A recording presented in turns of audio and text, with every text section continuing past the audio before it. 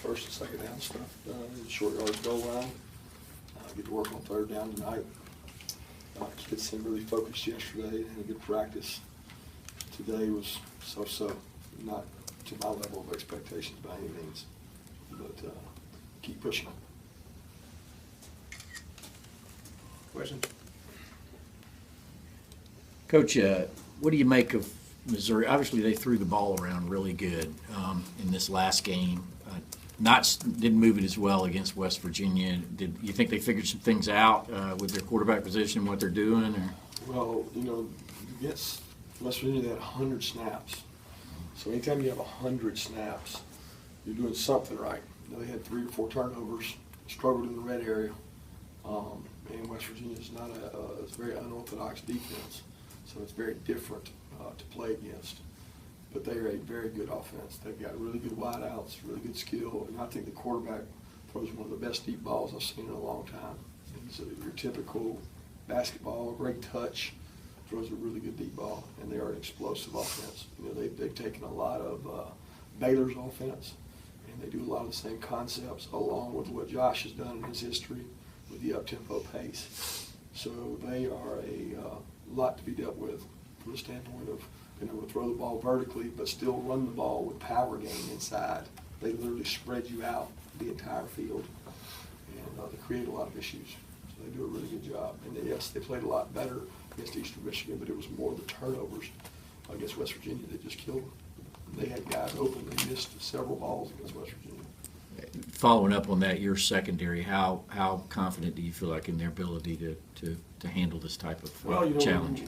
We got challenged against North Carolina. We didn't necessarily do real well. There was several balls they missed against North Carolina, but we were challenged. Had some big receivers, big wideouts, had some matchup issues. It'll be the same way this week. We got matchup issues with height at several positions. We know that. Our kids have got to play well. We've worked really hard on the things we have to do to be successful. And we're challenging those guys to do that. And they've got to go out and do it in practice so that they can actually do it in the game. And that's what we're focused on right now. What have you seen out of Juwan at corner these first 2 games? Well, he's in trail a lot against North Carolina. He didn't play great technique. He played a little better technique this last week. It's very important for Juwan to settle down and focus on his technique and play in the right way. He's one of those guys we talk about that if he'll just get the call, focus on his job, and do that and execute, and not get lazy with his eyes and lazy with his technique, he's a good enough athlete to do it. But he's got to play well. He'll be matched up most of the game on one of their best receivers, so he'll have to play well. Just more Reese with him, even though he's a new guy on the team, the other defensive backs kind of gravitate toward a little bit because of that experience that maybe learning from him a little bit. Who's that? Maurice, most of them, and how the other D-back really kind of. Well, I wouldn't say that. I mean, Mo plays kind of a different position. Right. He plays nickel position. Right. Those guys play out on an island, out at corner. So, all those guys have bonded together well, and for 2 games they've executed the calls. They haven't always won their one-on-one battles, which is going to be critical in this game. They've got to win their one-on-one battles. But you can't play these guys and give the corners a whole bunch of help. I mean, it's a tough game plan because they literally spread you out. All of college football has seen what Baylor and these teams are doing, and they do a good job of doing it. Kirby, is the O-line still those 6 guys rotating, or is anybody else you're giving a look at maybe? Well, we're giving all of them a look. We rep 12 guys a day, so there's 12 guys that are getting reps every day. And we can't rep 6 guys. I mean, they would give out there. So there's 12 guys all repping, and the competition's open. And the hope is that some of those other guys push the other guys to get better. But there's a reason that we've played 6, too. That doesn't usually change just because of a game. We had 28 practices to get ready for the first game. It doesn't usually change when it goes after that 28. A lot of people say, well, change it, try a new guy. Well, there's a reason that the 6 we've been playing are playing, and we're trying to get each and every one of those 12 better so they get reps in practice. Kirby, the Baylor aspect of the offense with Heupel now versus last time you saw him is more spread, is that what you're saying? Well, it's complicated, Mark. It's not spread, it's in spread. It's spread, it's in spread out.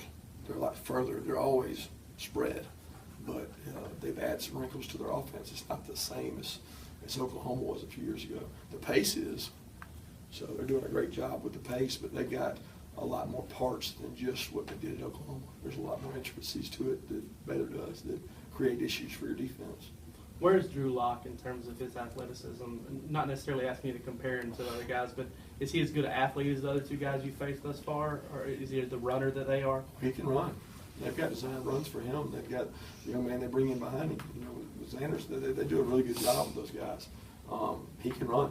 You know, I don't think they want him to run a lot, but he can run. He takes off running scrambles, and they've had some design runs. He's a very good athlete. I mean, when you get offered by college basketball programs, you don't have slow feet usually. I mean, he's a threat. He's a very good quarterback. I mean, again, he's one that until I watched more tape on, I didn't realize how good he was coming into the season and how well he's played in the last 2 games.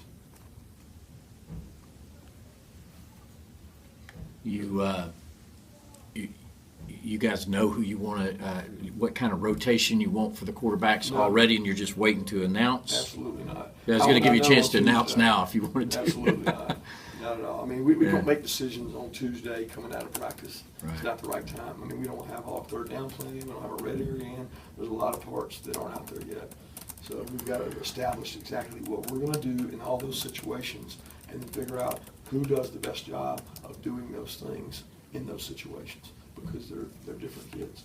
What about it being a road game? It would be Jacobs first. Grayson obviously has played a lot on the road. How would that figure in? Jacob played a lot in the road game that we played, to me, in the Georgia Dome. So, I mean, to me, he's proven he can play. Well, maybe probably wasn't as loud as it'll be, and that's a factor.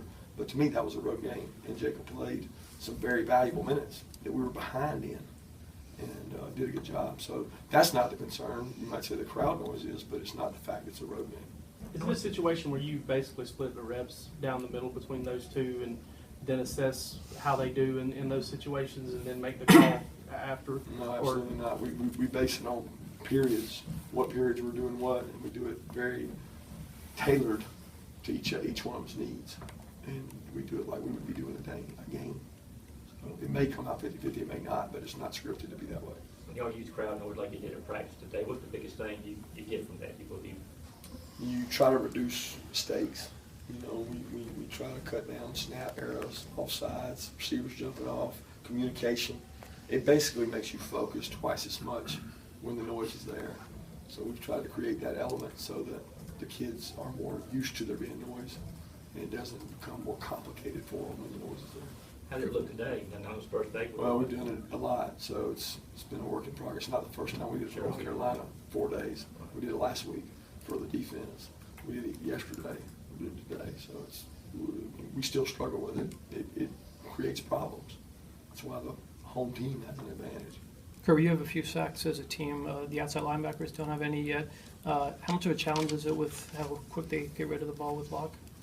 Well, they've only been sacked, I think, once or twice. In 90-something passes, 88. I don't know what the numbers is, you tell me, but they don't get sacked a lot. So we don't count sacks as a big deal like the media do. We count affecting the quarterback. And if we can disrupt the quarterback, get him off the spot, moving, do those things, then we're usually doing our job. And we're trying to do that more. And you know, we lost some really good pass rushers. I've said that all camp. It's been frustrating because we're not as great a pass rushing team as we have been in the past. And we've got to improve in that area. Kirby, McCall Hardman's a guy a lot of fans have asked about. Obviously, the way the game Saturday meant you couldn't get a lot of those true freshmen their first time. Where is he right now, and how close is he to playing? I'm proud of Nico. He's worked really hard. And he's one that I would tell you if he didn't. He's worked really hard. He's playing a new position, which I warn people that it's not easy when you change from an offensive skill position most of your life to a defensive back. It's not an easy transition. You don't just go out there and all of a sudden become great at it. So he's had bumps in the road, but he's not got frustrated. He's worked really hard at it. He's shown improvement. He's going to be a really good player. It's just a matter of when.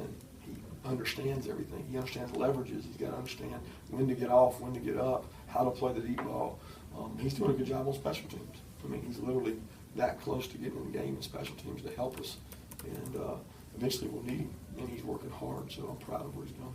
How much closer is Elijah Holyfield getting in that regard? Same thing. He's working hard. He's another guy that's, not for his injury, we probably would have seen him the first game. You know, he's had to overcome the injury, and I still don't think he's 100% healthy. He's just getting back. And you know, it's tough when you're a true freshman. In my career, I've seen true freshmen come in and get injured.